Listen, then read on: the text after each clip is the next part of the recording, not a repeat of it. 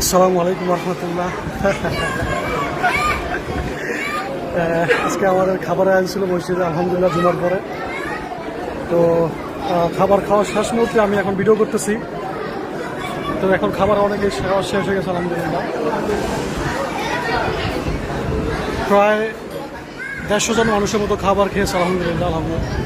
যারা খাবার খাইয়েছেন তাদেরকে আল্লাহ যা যা খায় দান করুক এবং তাদেরকে মানুষের খাওয়ানোর মতো আরও তৌফিক দান করুক, আমিন।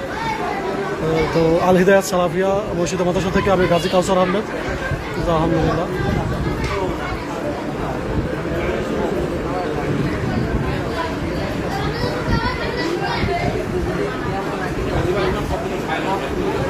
সমস্যা না, খাবার আছে। এই যে আমাদের গরিব ভাই একটু কষ্ট করছে আলহামদুলিল্লাহ। এই যে শরীর ভাই প্যাট পুরা খাইতেছে। এই ময়লাগুলো উঠায় ফেলো, হ্যাঁ ময়লাগুলো উঠায় ফেলো যার যার জায়গা থেকে।